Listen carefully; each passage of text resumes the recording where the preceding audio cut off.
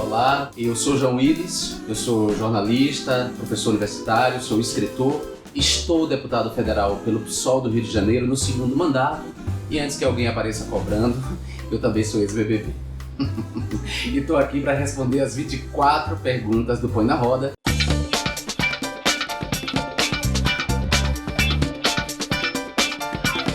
Como é ser o único parlamentar LGBT assumido? Eu me sinto como aquele gay que é o único gay da sala de aula, como aquele gay ou aquela lésbica que é o único gay da repartição do trabalho, aquele gay ou lésbica que é o único na família. Ou seja, eu me sinto isolado, me sinto vigiado. É um sentimento de desconforto não ter outros que digam como eu, que sintam orgulho como eu de ser gay. É esse sentimento que todo gay experimenta, de ser único em sala de aula, na repartição do trabalho, na família. Não tem como falar com você sem citar o fatídico cuspe no impeachment. Afinal, o que aconteceu? Desde que eu assumi o primeiro mandato de deputado, que eu sou difamado nas redes sociais e sou vítima de assédio moral e de bullying homofóbico aqui na Câmara dos Deputados.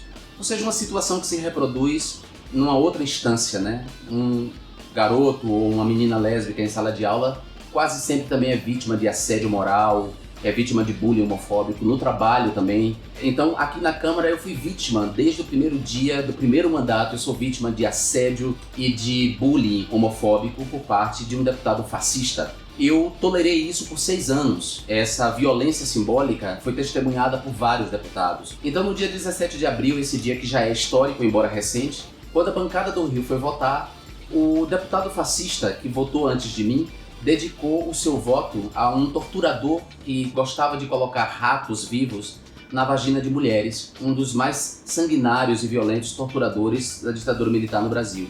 Ele votou antes de mim e eu fui proferir o meu voto. Quando eu cheguei para proferir o meu voto, se vocês olharem a imagem, é um momento em que eu cruzo os braços e olho para o lado.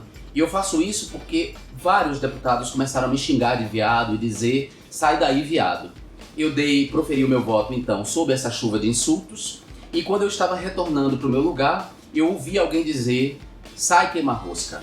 E eu virei e vi que era o deputado fascista. E quando eu olhei para ele, ele olhou para mim e fez: tchau, querida. E aí, nessa hora, eu entrei numa espécie de transe.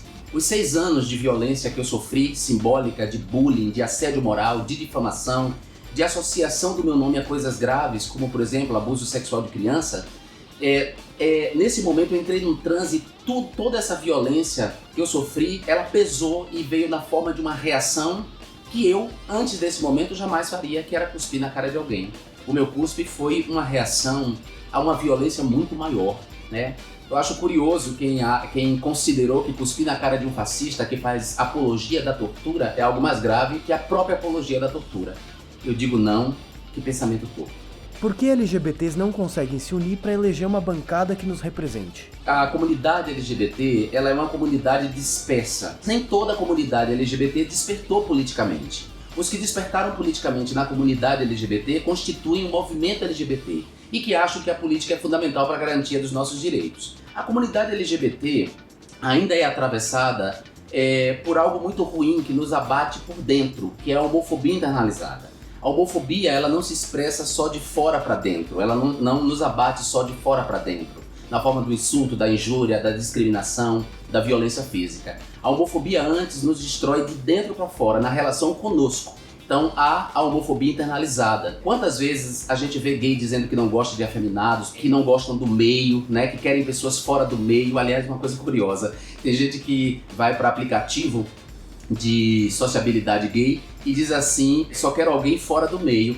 E essa pessoa esquece que aquilo ali é o meio, ou seja, o aplicativo já é o meio LGBT. Então eu acho que a homofobia internalizada, mais outras identificações, como a identificação de classe, a identificação de raça, a identificação de gênero, acaba fragmentando a comunidade LGBT. Há gays brancos racistas, por exemplo, que não gostam de gays negros. Há gays transfóbicos, há lésbicas gayfóbicas, há gays cristãos que não gostam de gays que professam outras religiões, né? Então, essas outras identificações acabam fragmentando a comunidade LGBT e impedindo que ela faça essa passagem de um coletivo disperso para uma classe política e que, portanto, ela consiga eleger representantes que possam constituir uma bancada na Câmara dos Deputados, no Senado ou nas Assembleias Legislativas e Câmaras de Vereadores.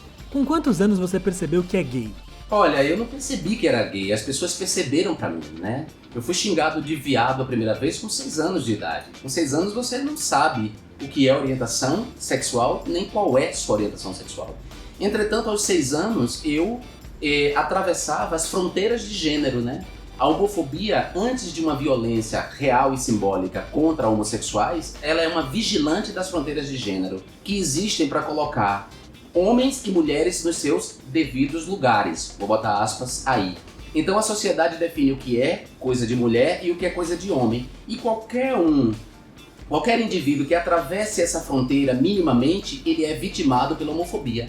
Então eu, como outros tantos gays e outras tantas lésbicas, quando crianças, atravessamos essas fronteiras. Por exemplo, eu gostava de desenhar bonecas bem vestidas com um palito de fósforo no chão. Eu gostava de brincar de boneca com as meninas, por exemplo.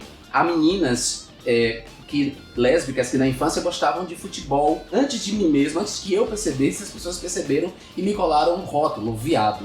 Agora, eu posso dizer que eu comecei a perceber o meu desejo na época em que todo mundo percebe o desejo. A época em que os heterossexuais também começam a perceber seu desejo, que é na adolescência, início da adolescência. Pergunta da audiência. Jean, você namora? Quais suas principais atividades fora da Câmara? Iago, de fato eu tenho uma vida privada, pessoal, muito reservada e eu quero que continue assim.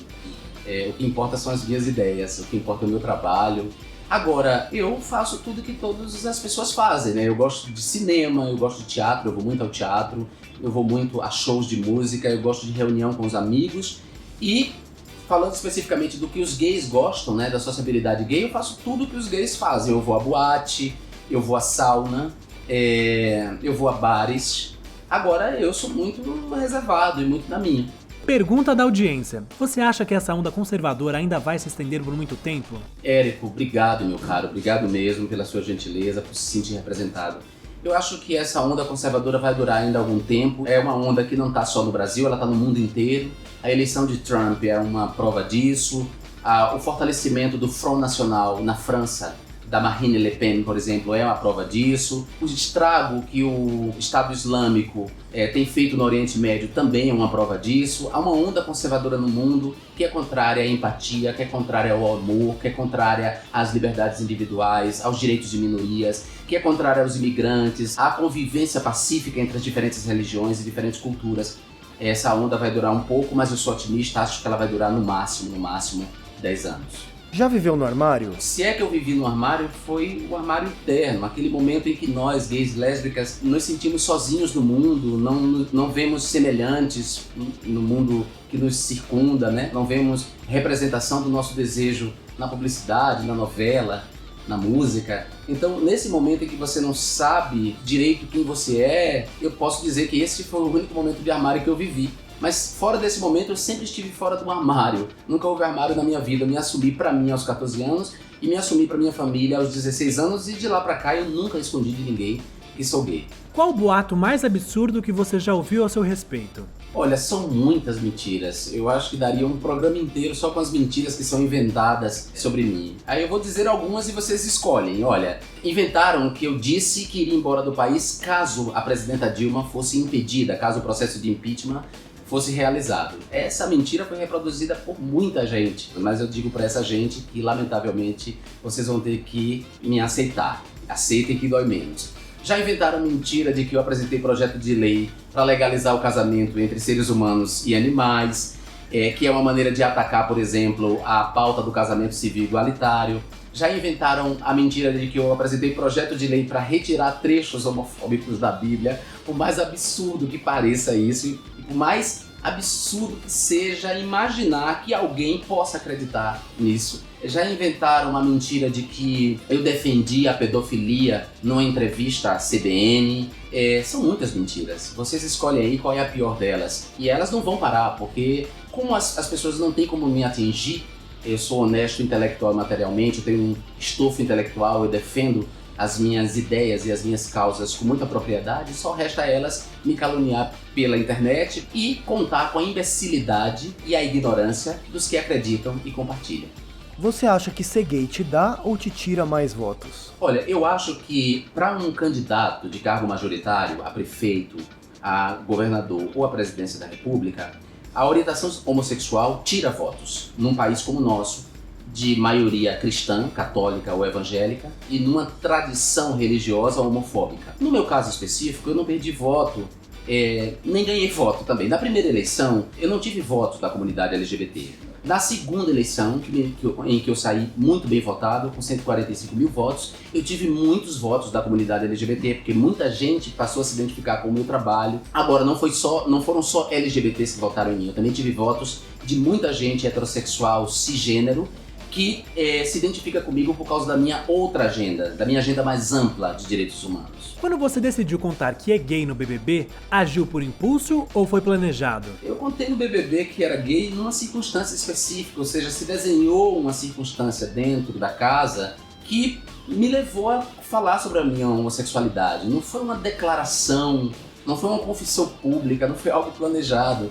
Como eu disse pra vocês, eu sou assumido pra mim desde os 14 e assumido pra minha família, pros meus amigos desde os 16. Em sala de aula, eu sou professor universitário, eu sou jornalista, trabalhei em redação. Em todos os lugares onde eu trabalhei, eu sempre disse que era gay. Então não foi nada planejado, nada pensado. Foi natural, como sempre foi natural. Foi natural no BBB, como foi natural na minha vida até então. Muitos gays têm suas divas. Quais as suas?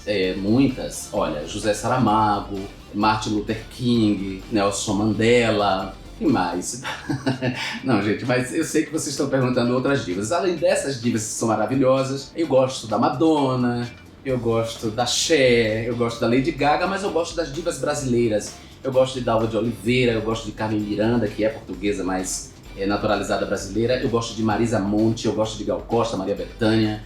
Enfim, não vou ficar aqui desfiando o meu rosário de divas. Mas aquelas outras divas são importantes que vocês também gostem. Leiam o livro do José Saramago, conheçam a história do Luther King, a história do Harvey Milk.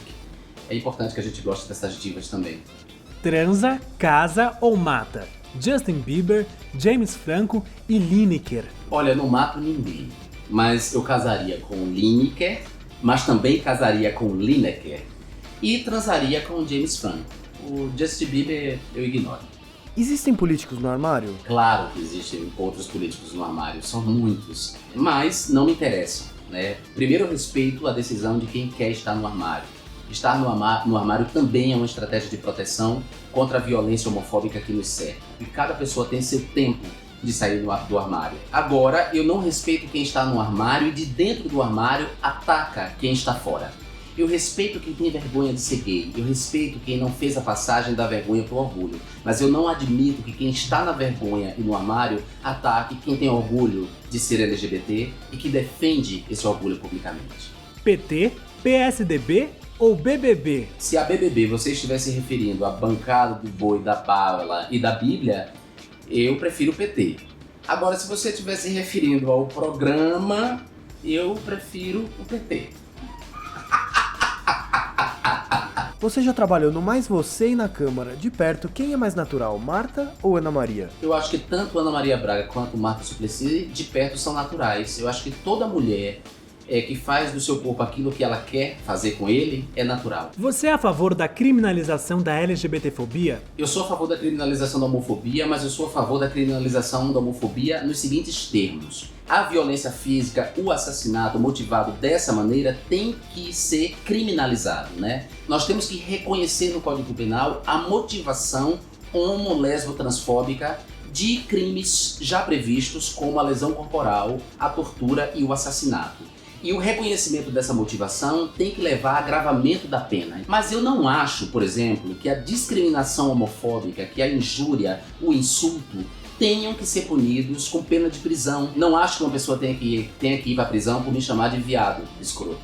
Eu acredito que para esses casos, os casos de discriminação, de injúria, os casos de insulto, nesses casos as penas devem ser alternativas, penas pecuniárias, deve ser prestação de serviços à comunidade, No caso de estabelecimentos comerciais, o estabelecimento deve pagar multas e o dinheiro dessa multa deve ser revertido para políticas de promoção da cidadania LGBT. E eu digo isso porque eu conheço a realidade das nossas prisões. A população carcerária é formada majoritariamente por homens pobres, por homens negros, semi-alfabetizados. Então, se a gente criminaliza o insulto, a injúria homofóbica, a discriminação, ela não vai se voltar contra as classes A, né? Contra a classe A, contra a classe B, contra a classe média alta. Quem vai ser preso é o porteiro que ofende o gay de classe média, é aquela pessoa pobre do subúrbio que é homofóbica por uma questão cultural e que vai xingar outros. São essas pessoas que vão acabar sendo presas. É assim que funciona a justiça no nosso país. Então, sabendo disso,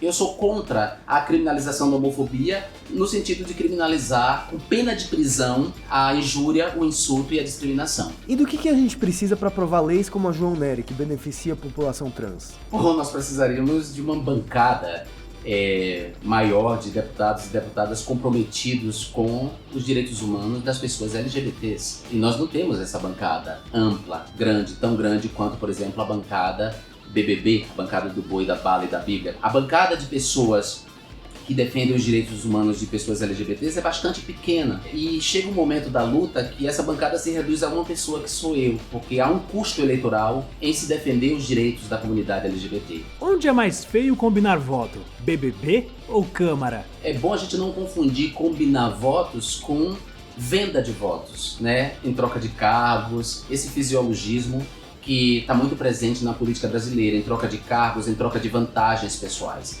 O combinar votos é próprio da democracia, né? Você se identifica politicamente com algumas pessoas e você pode dizer junto com elas, olha, eu vou votar em fulano porque fulano é melhor por essas e por essas razões. Isso é combinar voto. E isso não é ruim, nem no BBB, nem na Câmara dos Deputados. Se você pudesse escolher um político para mandar pro paredão, quem seria? Ah, vocês sabem. Pergunta da audiência. Por que você prega tanto o socialismo, mesmo que ele não tenha dado certo em nenhum lugar onde foi implantado? Alisson, querido, em primeiro lugar, eu não prego o socialismo, querido. Você nunca me viu num púlpito pregando o socialismo. Eu pertenço a um partido socialista, que tem na sigla o L de liberdade, ou seja, a defesa da justiça social está combinada com a defesa da liberdade. É preciso também, Alisson, que você distinga o socialismo real, aquele que foi implantado em determinados países, do socialismo utópico, teórico, né? O socialismo como ideologia, como uma proposta de produção da riqueza, de modo a distribuí-la a todo mundo, de modo a permitir que todas as pessoas tenham acesso a bens e serviços fundamentais para a dignidade humana. Talvez você não saiba, Alisson, mas o berço do socialismo é o cristianismo primitivo. Jesus era socialista, querido. Além de você fazer essa distinção desse socialismo para o socialismo real, que foi implantado em alguns países e que de fato incorreram em violação de direitos humanos, você precisa também compreender que o capitalismo não é um mar de rosas. Há 2 milhões de pessoas encarceradas nos Estados Unidos. Eles fazem gestão da pobreza, encarcerando as pessoas e exterminando as pessoas. Não sei se você sabe disso, que há uma comunidade, uma população imensa de famintos na África subsaariana e nenhum dos países africanos são socialistas. Tampouco os Estados Unidos é um país socialista com um número enorme de pobres e de desempregados. É importante você entender que o capitalismo produz mazelas. Basta você olhar em volta de si nas ruas a quantidade de crianças vendendo bufarinhas nos sinais, esquálidas, passando fome. O capitalismo se estrutura na desigualdade, no acesso desigual aos bens, aos serviços e aos direitos. Portanto, não caia na ignorância de demonizar o socialismo e de achar que o capitalismo é um mar de rosas, porque não é, meu caro. Gostaria de ser presidente do Brasil? Olha, no momento não. No momento não está nos meus planos ser presidente do Brasil. E nem está nos meus planos, nem eu nunca almejei isso, nem tenho isso como ambição. Se acontecer, eu como pisciano, alguém que acredita no destino, acho que há linhas mestras traçadas, se tiver que acontecer, que aconteça. Pergunta da audiência. Jean Willis, por que você se vestiu e posou como Che Guevara, um psicopata homofóbico e assassino que sentia tesão em matar? Xará, Jean, close errado é a gente fazer afirmações sem conhecimento. Você não tem conhecimento sobre a biografia de Che Guevara para fazer essa afirmação. E esse é um close errado. eu te recomendo a conhecer a biografia do Che Guevara. Se você não gostar de ler, eu te recomendo assistir, por exemplo, Os Diários da Motocicleta, que é um filme de Walter Salles que conta como foi que Che Guevara despertou sua sensibilidade para as injustiças sociais que atravessavam a América Latina. Como é que esse homem largou a medicina para dedicar sua vida a combater a desigualdade em toda a América Latina. Se você não quiser assistir Os Diários da Motocicleta, eu te recomendo assistir ao filme que o Benício Del Toro protagonizou sobre a vida do Che Guevara para você entender como foi a história dele de fato. Não acredite em estupidezes disseminadas nas redes sociais por imbecis que não conhecem a história do Che Guevara. E quanto ao fato de eu ter me vestido, eu quero contar essa história mais uma vez. É o seguinte, gato. A revista Rolling Stones, que é uma revista conhecida no mundo inteiro, ela se notabilizou por fazer fotos inusitadas das pessoas que vão para a capa da revista. Então a Rolling Stones decidiu fazer uma reportagem comigo e ela queria fazer uma foto de capa que fosse uma foto bem interessante, polêmica. E aí o diretor de arte da revista e o repórter sugeriram que eu me vestisse do Che Guevara porque a gente queria fazer a seguinte provocação. O Che Guevara é o macho alfa adorado pela esquerda e ao mesmo tempo Che Guevara é odiado pela direita. Quando a gente concordou que eu me vestiria de Che Guevara, no lugar da estrelinha que ele tem eu coloquei o símbolo LGBT, aquela flor. A gente queria provocar tanto os imbecis de esquerda, homofóbicos, que tem Che Guevara como macho alfa, o herói da esquerda, quanto os imbecis de direita que não gostam de Che Guevara porque ele foi um revolucionário que combateu a injustiça social na América Latina. E outra coisa, gato, se você fosse um pouquinho mais informado, você ia saber que a diva Madonna se vestiu de Che Guevara num videoclipe dela. E que Che Guevara é hoje um ícone pop que já foi encarnado por diversas pessoas da cultura pop, certo? Além de apoiadores, entre os LGBTs há os que dizem Jean não me representa. O que você diria pra eles? Olha, primeiro eu quero dizer que é um direito dos gays, lésbicas e trans que dizem por aí Jean Willis não me representa. É um direito deles, eu nunca me arvorei a representar toda a comunidade LGBT. Primeiro porque a representação completa ela é irrealizável. Há um filósofo francês chamado Jacques Derrida que diz que toda representação é assombrada pela différence, ou seja, nenhuma representação é completa, nem mesmo a representação linguística. Imagina se eu ia me arvorar a representar toda a comunidade LGBT, ainda mais sabendo que a comunidade LGBT é atravessada por uma série de outras identificações. Ela é afetada pela homofobia internalizada, ou seja, o ódio de si, e o ódio de si leva ao ódio daquele que tem orgulho de ser gay, né? Todo gay que tem homofobia internalizada tem ódio de gay, ativista, militante e que tem orgulho de ser gay. Primeira questão. A outra é que há as identificações de classe, né? Então eu imagino que os gays de classe média e média alta, brancos, malhados e que dirigem suas vidas para comprar calça da Diesel e cueca da Calvin Klein, perfume importado e tomar drogas sintéticas em raves, eu acho absolutamente natural que uma pessoa dessa não se sinta representada por mim, que sou nordestino, que não sou bonito, que não sou branco, que não tenho essa estética. É um direito dessas pessoas, né? A identificação de raça, né? Há gays que são racistas. Há gays que são misóginos, que não gostam de mulheres, por exemplo. Há lésbicas que são gayfóbicas, que não gostam de homens gays, né? Então há identificação política também. Tem gente que é de direita na comunidade LGBT e eu sou um homem de esquerda, né? Me defino como um cara de esquerda, defendo justiça social, defendo acesso igualitário aos direitos, defendo o direito de minorias, defendo os direitos humanos. Tem gente que não concorda com isso. Então é um direito dessas pessoas não se sentirem representadas por mim, nem eu vou cobrar nada delas. O que eu posso dizer para vocês é que eu represento os 145 mil eleitores que me conferiram esse mandato e represento os milhões de brasileiros que me seguem, que me acompanham, e entre esses brasileiros não estão só LGBTs. É importante dizer que o meu mandato não defende tão somente a comunidade LGBT, defende também os direitos da comunidade LGBT. Mas eu faço um debate acerca do combate à miséria, à fome, eu travo uma luta contra o racismo, uma luta pelos direitos sexuais e reprodutivos das mulheres, a luta ambiental, ou seja, contra as mudanças climáticas. Minha pauta é bem mais ampla e isso me dá eleitores não só na comunidade LGBT. Diz aí um vídeo do Põe na Roda que você assistiu e recomenda. Eu adoro o Põe na Roda, o canal. Eu gosto muito da cobertura da parada de Israel, lá em Tel Aviv. What I love about Tel Aviv Gay Pride is that everyone is included, families, heterosexuals, homosexuals, kids, they're all partying and celebrating together is what's best about Tel Aviv Pride. Eu gosto muito da cobertura, a primeira cobertura que o Põe na Roda fez da parada do Rio de Janeiro, fazendo uma comparação entre Rio e São Paulo, entre os gays do Rio e os gays de São Paulo. Eu desafio vocês a achar aqui na parada e trazer aqui pra mim. Quem trouxer primeiro ganha um L, um G, um B e um T. Valendo. Valendo? Valendo. Narcisa, a última palavra, um recado pros homofóbicos do Brasil. Que vocês vão para o inferno! Acabou, gente. E eu gosto muito das 24 perguntas feitas a Laerte, que eu adoro, de quem eu sou muito fã. Uma das boas coisas que eu vim a conhecer na internet foi o canal que nem eu Põe na Roda. Esse canal que eu gosto muito.